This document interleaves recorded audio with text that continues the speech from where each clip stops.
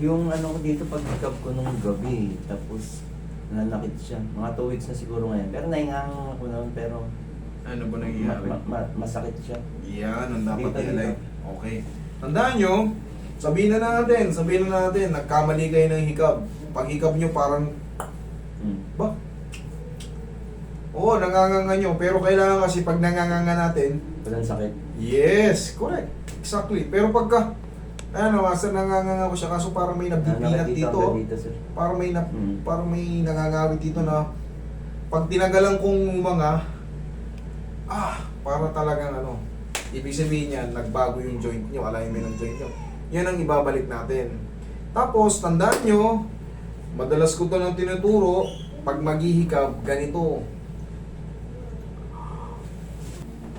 Sige, nga. Nga. Dandan sara. Okay, one more. Nga. Dandan sara. Okay. Higa ka. Kung kayang nga. Sige, laki. Sige pa. Sige, sara. Okay, tihaya. Nga. Dandan sara. Sara. One more. Nga. Dandan sara. Okay, thank you. Sige, okay. Laki. Yun, thank you. Sara. Okay. Ngayon, may matitira dyan, bossing. Konti na lang. May pain siya, basta konti na lang. Tapos, ayan, makakanganga ka na na maayos, nang walang parang Sakit. Oo. May matitira ka dyan, parang katiting na lang. Tapos, paglipas ang mga 3 to 4 days, yung konti na yun, okay. Wala na.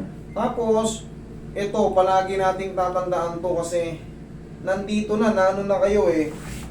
Kumbaga, nangyari na eh. Kasi maaring maulit yan, yung mga jaw problem natin, pagka careless tayong humikab. Katulad yan, medyo, may, I'm sorry to say sir medyo pag ganun yung, pa-forward yung baba ni sir. So pag humikab ka ng, yung careless, kung pag ganun lang din yung hikab mo, nag-extend out.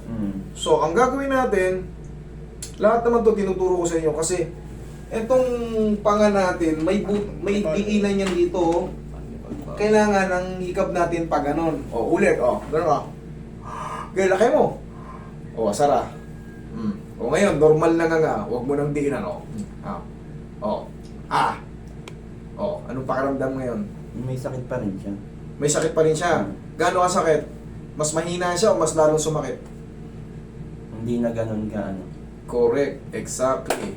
Ngayon, bossing, yung hindi na ganun ka man, paglipas ng 3 to 4 days, tapos, wag mo muna siyang umuyaan ng mga baka or yung makukunat yung mga isaw. For the meantime, basta tatandaan nyo kasi palagi tayong natutulog eh. Palagi tayong inaantok. Okay? Ayun lang, na-adjust na yun, nailubog na yan. Okay, bossing? Thank you so much.